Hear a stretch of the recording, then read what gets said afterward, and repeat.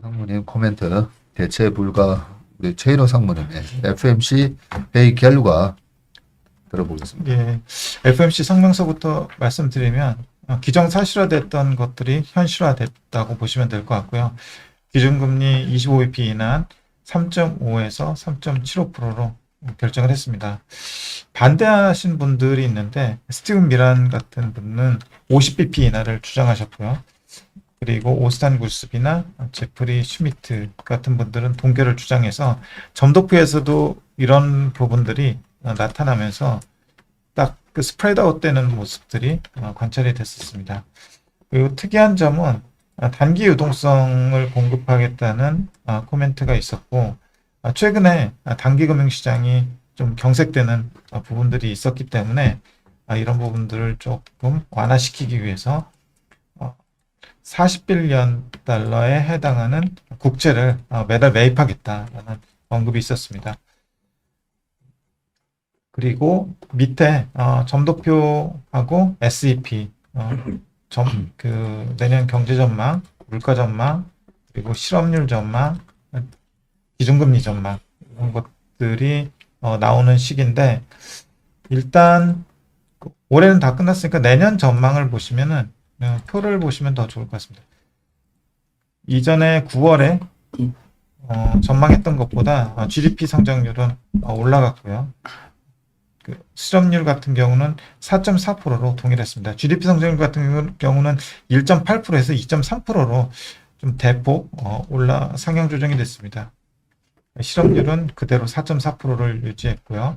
그리고 PC 물가 같은 경우는 지난 9월에 2.6%에서 2.4%로 좀 내렸고, 코어 PC, 근원 PC 물가 같은 경우도 2.6에서 2.5%로 하향 조정했습니다. 그리고 기준금리는 3.4%로 그대로 유지를 했는데, 3.4%가 유지하는 것, 얘기해 주는 거는 내년에 한 번 정도 금리 인하가 더 있을 거다라는 부분이라서 시장에서 두 번 금리 인하하고는 약간 좀 결이 다릅니다. 근데 그 페드와치에서 관찰되는 두 번 금리 인하도 제일 마지막 금리 인하는 확률 자체가 좀 낮기 때문에 이렇게 뭐 큰 의미를 부여할 필요는 없을 것 같고, 계속 그 상황을 지켜보면서 페드가 결정을 할 내용이라고 생각을 합니다.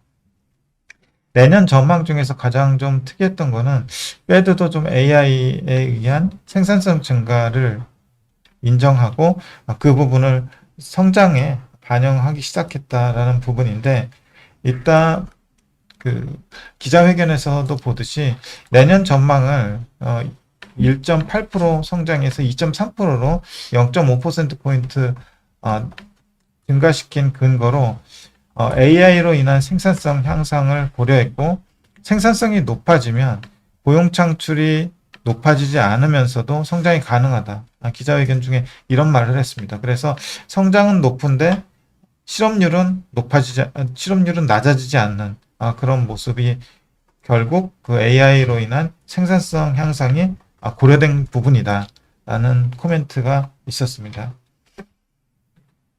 밑에 이제 기조연설 쪽에서 중요한 부분을 발췌했었는데, 민간 데이터를 보면 인플레이션과 고용이 크게 달라지지 않았고, 인플레이션 리스크는 상방이고 고용 리스크는 하방이라서 균형점을 찾을 것이라고 언급을 했습니다. 관세가 인플레이션에 끼치는 영향은 일회성이고, 고용의 하방 위험이 오히려 더 높아져서 25bp 금리 인하가 적절하다고 판단했다고 언급했습니다. 전망은 전망일 뿐 정책이나 경로가 아니기 때문에 계속 입수되는 데이터를 보자고 얘기를 했고요. 최근에 단기 금융시장에서 금리가 상승했다는 점을 감안해서 단기 미국 국채를 매입하기로 결정을 했고, 이로써 충분한 지급준비금을 유지하겠다라고 언급했습니다. 그래서 첫 달에 40빌리언 달러를 매입할 예정이고, 시장 여건에 따라서 조정할 것이라고 언급을 하면서 금리 인하도 하면서 단기 금융시장의 혼란도 또는 자금 경색도 좀 완화시키자는 그런 취지의 정책 결정이었던 것 같습니다. 그래서 어제 시장 금리도 한 4, 5bp 정도 하락을 했습니다. 기자회견 쪽에서 좀 굵직한 거를 보면은요, 노란선 친구만 보도록 하겠습니다. 성장률 상향 조정, 실업률 유지 이유가 뭐냐 해서 아까 말씀드렸던 거의 반복인데 AI로 인한 높은 생산성이 고려되었고 생산성이 높아지면 고용 창출이 높아지지 않으면서 성장이 높아질 수 있다. 이런 식으로 언급을 했습니다. 그리고 1990년대 미 연준은 95년, 98년 큰 폭의 금리 인하 후 금리 인상이 있었는데 다음에 금리 인하할 건지 아니면 금리 인상할 건지에 대해서 물어봤는데 기본 시나리오로는 금리 인상을 고려하고 있지 않고 위원들 일부는 금리 동결, 일부는 금리 대폭 인하를 주장하는데 금리 인상을 주장하는 위원은 없었다. 이렇게 언급을 했습니다. 그리고 지급준비금 및 현재 단기금융시장에 대해 우려하고 있는지에 대해서는 예상보다 단기금융시장이 타이트해져서 단기 국채를 매입하기로 결정했고 지급준비금이 조금 줄어든 상황에서 유동성을 공급할 예정이다라고 얘기를 했습니다. 그리고 기대 인플레이션이 낮아졌는데 향후 관세 영향은 어떻게 보냐라는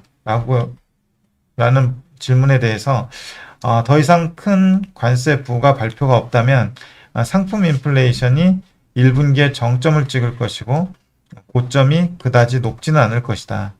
내년 하반기쯤 인플레는 낮아질 것이다 라고 언급을 했습니다. 올해 세 번째 금리 인하인데 물가는 3% 수준인데 현재 인플레이션 수준 괜찮은가 라는 질문에 대해서는 2% 인플레이션에 전념하고 있고 관세를 제외하면 이미 인플레이션은 낮은 2% 수준이고 현재 인플레이션은 관세에 기인하고 있고 일회성이 되도록 노력할 것이다 라고 언급을 했습니다. 아마존 등 해고율이 높은데 AI에 대한 영향은 어떻게 보냐에 대해서는 그렇게 크게 고려하고 있지는 않다고 얘기했고 오랫동안 신규 채용이 AI 때문에 없을 것이라고 하는데 실업수당 청구 건수가 높아지진 않고 있고 구직률도 높지 않다. 그리고 신기술이 발표됐을 때 일자리가 일시적으로 줄어들었지만 생산성이 높아지고 일자리도 늘어난다. 결국에는 아직 초기 상황이고 정리해고가 그렇게 높아지진 않았다라고 해서 오히려 고용시장의 과도한 우려는 경계하자는 그런 코멘트였던 것 같습니다. 고소득 가계들이 괜찮은 상황이지만 저소득층은 어렵고 양극화된 K자형 경제가 위험 요소는 아닌지에 대해서 질문을 했는데 소비자 관련 기업들의 말을 들어보면 비슷한 말들을 많이 하고 있고 자산 가격은 높게 유지되고 있고 고소득층이 대부분 보유하고 있다. 이런 상황이 지속될지는 잘 모르겠지만 고용시장을 최대 고용 수준으로 높여야 된다. 그리고 경제가 장기적으로 확장하면 저소득층에도 수혜가 있을 것이다. 최근에 이제 소비자 기업들 월마트나 뭐 이런 데들 얘기 들어보면은 고소득층 소비는 견조한데 저소득층에서 조금 상대적으로 안 좋다라는 얘기들이 있었는데 장기적으로 확장하면 저소득층에도 수혜가 있을 것이라고 답변했습니다. 주택시장이 좀 문제인데요. 금리 인하로 주택시장이 살아날까에 대한 질문을 했습니다. 주택시장은 어려운 상황이고 25bp 금리 인하가 큰 영향이 있을지는 모르겠다. 그리고 많은 사람들이 팬데믹 때 낮은 이자율을 유지하고 있고 주택 건설 및 주택 공급은 부족한 상황인데 구조적 문제를 해결하기는 좀 어려울 것 같다라고 얘기하면서 주택시장이 뭐 25bp 금리 인하 했다고 해서 당장 구조적으로 회복하기는 어려울 것 같다라는 취지의 답변을 했습니다. 앞으로 임기까지 3번 회의가 남았는데 어떤 유산을 남기고 싶은지 이런 질문이 있었고요. 후임자에게 경제를 좋은 위치에 두고 후임에 넘기고 싶다. 그리고 그 지점에 도달하도록 최선을 다할 것이다. 라고 얘기를 했습니다. 그리고 임기 이후에 미 연준에 남아있을 것인지에 대한 질문을 했는데 남은 임기에만 집중하겠다라고 얘기를 해서 얘기를 하면서 좀 마쳤습니다. 여기에 또 부가적인 거로는 다음 주쯤에 미 연방 대법원에 관세 판결이 나올 거라는 얘기들이 있더라고요. 아, 다음 주에. 이게 다음 주에요. 그렇지만 날짜는 특정하지 않았습니다. 예. 그래서 그 관세 판결에 대한 질문도 있었는데 거기에 대해서는 특별히 언급하지 않고 노코멘트로 일관되게 얘기를 했습니다.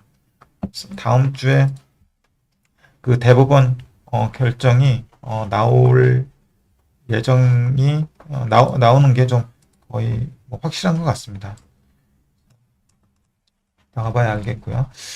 일단은 전반적으로 그 성장은 높고 물가는 좀 낮아지는 그런 방향성을 가지고 있고 그렇지만 AI 때문에 생산성 높아지고 있고 고용 창출은 크게 안 되면서 실업률은 이전에 그 기록했던 실업률보다는 레벨 자체는 좀 높은 4.4% 정도로 유지할 거라는 전망이었습니다. 그리고 물가 같은 경우는 추가적인 그 관세가 부과되지 않는다면 상반기 정도의 정점을 짚고 하반기 쪽은 내려갈 걸로 예상을 하고 있고 서비스 물가는 AI 생산성 때문에 생산성 증가로 인해서 낮은 수준으로 유지될 거라고 보고 있는 것 같습니다. 그래서 상품 물가는 좀 높아지지만 서비스 물가가 낮아지는 것으로 인해서 전체적인 물가는 좀 내려오는 거로 추정을 한 것 같고요. 그리고 최근에 금리가 좀 올랐던 요인 중에 하나가 내년에 금리 인하를 대폭 하게 되면은 인플레이션 리스크가 다시 살아나는 거 아닌가라는 우려가 있었는데 그런 것들을 좀 의식해서 그런지 점도표도 내년 연말에 내년 연말까지 금리 인하를 한 번 정도 하는 수준으로 지켰던 것 같습니다. 그래서 대체로 무난한 그 주식시장에는 좀 우호적이라고 할 수 있는 회의였다고 평가를 할 수 있을 것 같습니다. 그리고 오라클 실적 발표가 나왔는데 지금 오라클 들어가기 전에 예. FMC 얘기도 좀 하면 예. 아까 그 단기채 국채 매입을 한다라고 돼 있잖아요. 예. 그럼 이걸 QE가 시작됐다 이렇게 아니요. 볼 수가 있나요? 그건 아닙니다. 그건 아니고요. 네. 페드는 그 기준금리 범위가 지금 3.5에서 3.75%로 정해져 있잖아요. 네. 그 3.5에서 3.75%를 유지를 하기 위해서 네. 은행 간에 빌려주고 빌리는 금리를 자기네 자체 유동성을 통해서 조절을 하는데 최근에 단기 금융 시장에 자금이 좀 모자르다 보니까 네. 어떤 때 보면 그 상단을 올라가는 때가 있어요. 네. 그러면 돈을 좀 풀어가지고 금리를 그 범위 안에 있도록 낮추는 역할을 합니다. 그래서 그런 취지에서 지금 단기 금융 시장의 자금 자체가 조금 말라 있기 때문에 네. 40빌리언 달러 정도를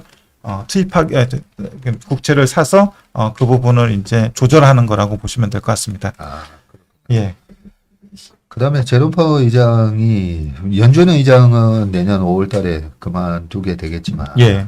그 연준 위원으로는 계속 이사로는 남아 있을 수 있는데 예. 그걸 계속 있을 거냐 예. 그렇게 물어봤더니 그러면 임기에만 집중할 거다라고 한 말은 약간 뭐 그것까지는 지금 생각하지도 않고 남은 임기에만 집중한다. 요 예. 얘기는 연준 의장하고 연준을 떠날 거다. 이렇게 봐야 되는 거죠. 잘 모르겠습니다. 남은 임기에만 연준 의장으로 집중을 하고 그 다음엔 연준 의원으로 남을 건지 아니면 연준 의장 끝나고서 나갈 건지 거기까지는 좀 그냥 여지를 남겨놓지 않았나 싶습니다. 제 느낌으로는 그냥 떠날 것 같은데. 그러세요? 예. 잘 모르겠습니다. 26년, 27년 해가지고 아직 2년 더 예. 연준에 남아 있을 수가 있는데 어떻게 보면 뭐 회장하다가 예. 다시 내려와서 뭐 그렇게 하는 거는 좀 모양새도 그럴 것 같고. 그렇죠. 근데 나중에 그 제롬 파월 의장이 떠나면 여러 가지 이제 평가가 있겠지만 예. 예전에 저는 그 앨런 그린스펀부터 예, 벤 버링키, 그다음에 자넷 옐런 이렇게 이제 쭉 거쳐 본 바로서는 조금 아쉬움은 있어요. 솔직히. 예, 네, 시장에 항상 그린스펀은 좀 선제적이고 음, 그때 경제 대통령이라는 얘기를 들었을 정도로 어떻게 보면 전 세계 경제를 좀 리드한다라는 예, 네, 좀 그런 느낌이 들었었는데 오히려 제롬 파월 의장은 항상 어떻게 하실 거냐 물어보면 데이터 보고 예, 하겠다. 그렇습니다. 좀 약간 시장에 후행적이었습니다. 후행적이고 예, 네, 그런 느낌으로서 아주 아주 젠틀하고 목소리도 좋으시고 다 괜찮았는데 연준 의장으로서 좀 레전드리한 연준 의장은 아니었다. 예, 뭐 그러지 않을까 싶긴 맞습니다. 한데 2022년에 너무 아쉬웠습니다. 그러니까요. 예, 그때 좀 선제적으로 21년부터 하반기부터 좀 금리를 예, 네, 올렸더라면 하는 그런 좀 아쉬움도 있고 그렇습니다. 그래서 이 FMC 회의의 미팅에서 보면 Q&A 할 때도 보면 항상 약간 좀 그렇게 안개에 좀 예. 쌓여 있는 그냥 그런 식이었고 앨런 그린스펀은 정말 거침없었거든요. 알겠습니다. 자, 그러면 오라클로 넘어가고 저는 오라클 실적 발표할 때 잠시 줌 미팅이 있어서 예, 자리를 이성준 대표한테 잠시 넘겨주고 다녀오겠습니다. 예, 알겠습니다.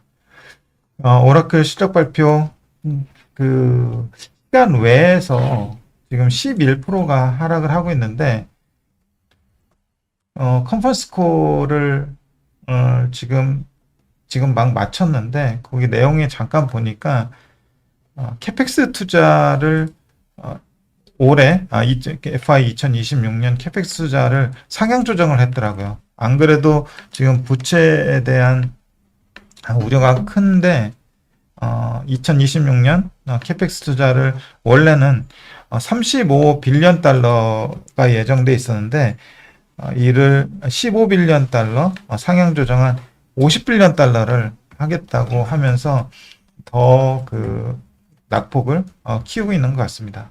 일단은 그 실적 자체가 시장이 예상하는 것보다 막 서프라이즈하고 그러지는 못했고 어느 정도 그 부합은 했지만 일부에서는 조금 아쉬운 숫자가 나왔습니다. 매출 같은 경우는 16.06빌리언 달러가 나왔고 컨센서스가 16.2빌리언 달러로 약간 하회했습니다. YOY로 한 14%가 증가했고요. 클라우드 사업부 같은 경우가 8.0빌리언 달러가 나온 34%가 증가했는데 이 클라우드 같은 경우가 그 다른 다른 클라우드 비즈니스 하는 아마존이나 마이크로소프트나 구글 같은 경우 매출 성장률을 사람들이 유심히 보고 있는데 오라클 클라우드 후발 사업자인데 8.0 빌리언이 나오면서 시장 컨센서스를 하회를 했습니다. 물론 YOY로는 한 34% 정도 증가를 하긴 했는데 이 부분이 상당히 아쉬움이 많이 남았던 부분일 것 같습니다. 왜냐하면 캐펙스 지금 시장에서 원하는 거는 캐펙스 투자 증가에 대비해서 오라클의 주 비즈니스인 클라우드 비즈니스 쪽에서의 성장도 가속화될 거를 원하고 있는데 지금 그렇지 않았기 때문에 이 부분으로 인해서 실망감이 주가에 현재 반영되고 있는 것 같고요. 소프트웨어 같은 경우는 5.9빌리언 3% 정도 YOY로 감소했고 하드웨어 같은 경우는 776 밀리언입니다. 죄송합니다. 밀리언이고 7% 정도 증가했습니다. 서비스 같은 경우 7% 증가한 1.4 빌리언 달러.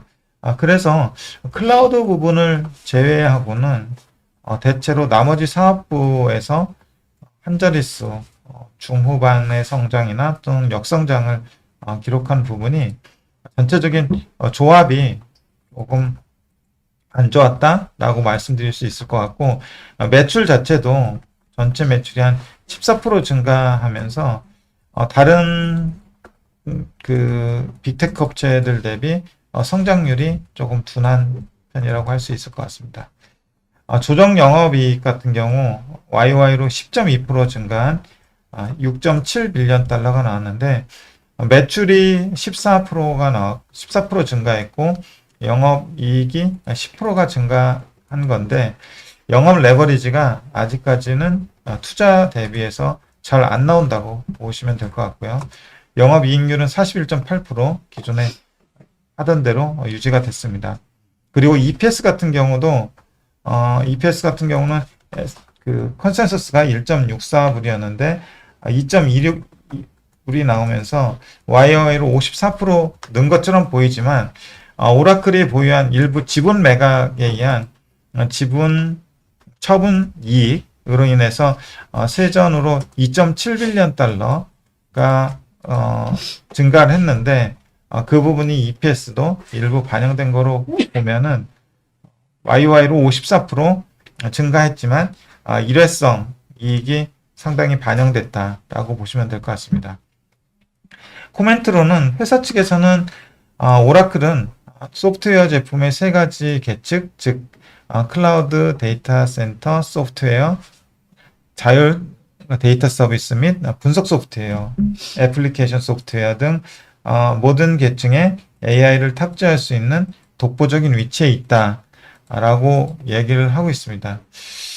또 한 가지 제가 의아하게 생각했던 거는 자본 지출이 굉장히 많아서 현금 유출이 상당히 많은데 이 와중에서도 뭐 그렇게 큰 부분은 아니지만 배당을 선언했습니다.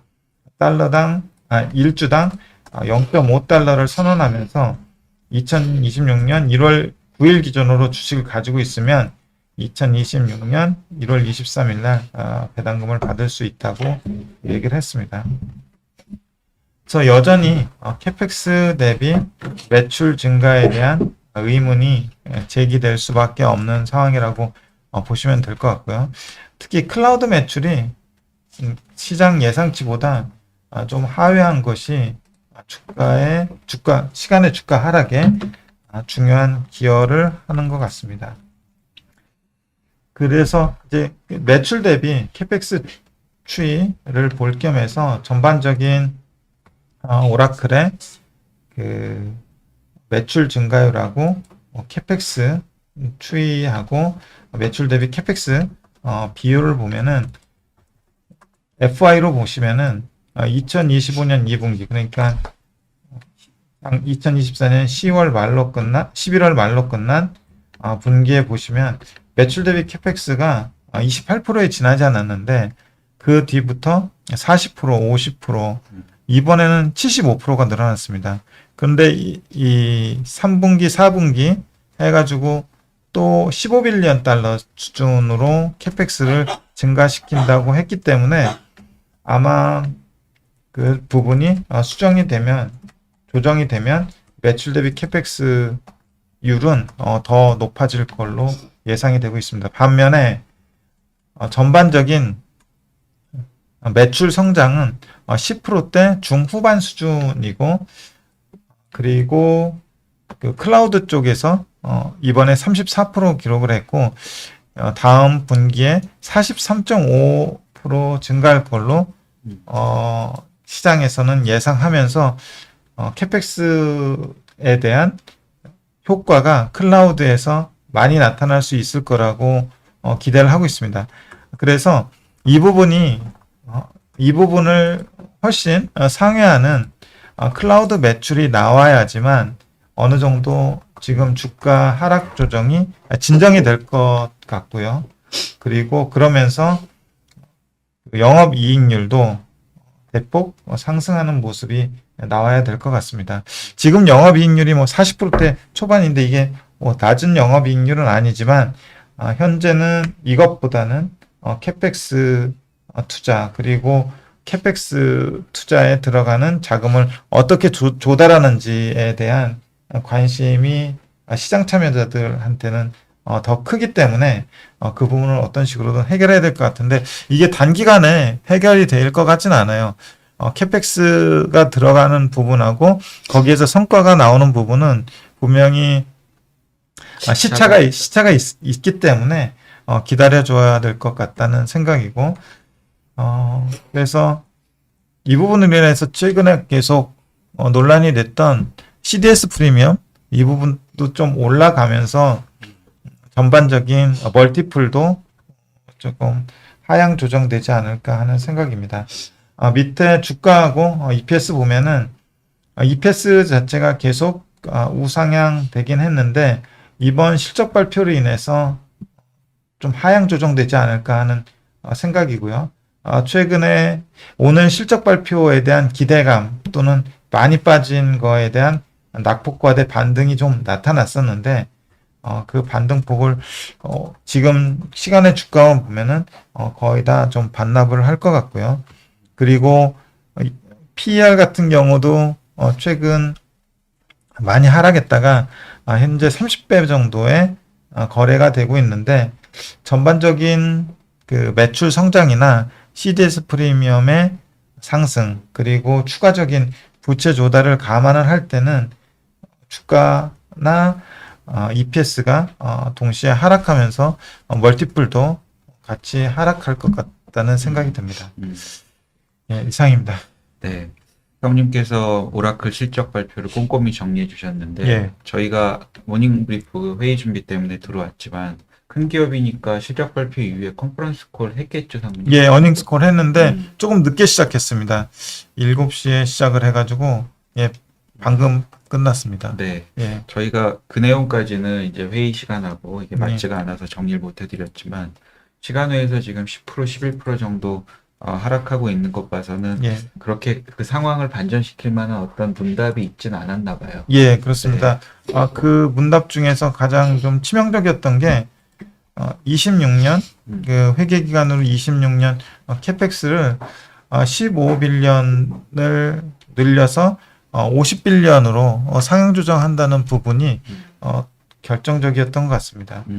그래서 그 애널리스트들하고의 Q&A를 보면은 결국 그 자금을 어떻게 조달할 거냐, 그리고 그 투자 대비해서 성과는 도대체 어떻게 되는 거냐, 이런 부분에 대해서 그 질문이 오갔는데 뚜렷이 거기에 대해서 구체적인 디테일을 제시하지는 못했던 것 같습니다. 그 구체적인 답변을 못한 게 오라클의 경영진이나 오라클이라는 회사가 좀 무능하고 실력이 없다기보다는 사모님 잘 말씀해 주셨는데 미래의 기대 수익을 위해서 지금 케이펙스 그러니까 예. 자본적 지출을 해야 하는 숫자라든지 들어가는 비용은 예. 굉장히 구체적으로 따박따박 있는 예. 반면 이것이 언제 어떻게 매출로 이루어질 거고 얼마만큼의 수익성을 가져오는 매출일 것인지에 대해서는 지금 얘기를 해도 예. 상당히 추상적일 가능성이 높아서 예. 그 시차를 우리가 견디면서 오라클에 대한 어떤 약간 믿음을 좀 주어야 하는 예. 투자자가 계실 수도 있지만 예. 멀티플이라든지 EPS의 어떤 조정폭, 매출의 상승률의 조정 이런 것을 보면서 포워드 PE 기준으로 30배는 조금 높다 이렇게 생각하는 투자자들도 계실 수도 있을 것 같아요. 예, 그런데 이제 결국 이제 이론적으로 보면은 향후 이익이나 현금 흐름을 그 적정한 할인율로 네. 할인한 게 이제 주가인데 그 할인율 자체가 그 캐펙스 투자의 증가로 인해서 CDS 프리미엄 아까 높아진다고 말씀을 드렸지만 할인율 자체가 높아지면서 주가 멀티플 자체가 낮아지는 그런 상황이 지금 연출되고 있는 것 같고요. 오라클 경영진 쪽에서도 근거 없이 캐펙스를 공격적으로 늘리거나 하지는 않을 것 같습니다. 분명히 Q&A에서도 그 자기네들은 수요에 맞춰서 캐펙스를 증가시키고 있다고 하는데 수요 자체가 계속해서 증가하고 있기 때문에 이런 선택을 할 수밖에 없었다라고 하고 있습니다. 다만 그 와중에서 투자자들의 입장은 그에 걸맞는 서프라이즈하는 숫자를 생각을 하고 있는데 아직까지는 그에 걸맞는 투자자들의 기대에 부응하는 숫자를 내놓지는 못하고 있는 것 같습니다. 네. 이상으로 우리 오늘 아침 일찍부터 또 수고해주신 사모님께 감사 말씀드리면서 미국 시장 마치도록 하고 한국 시장으로 빠르게 넘어가 보도록 하겠습니다.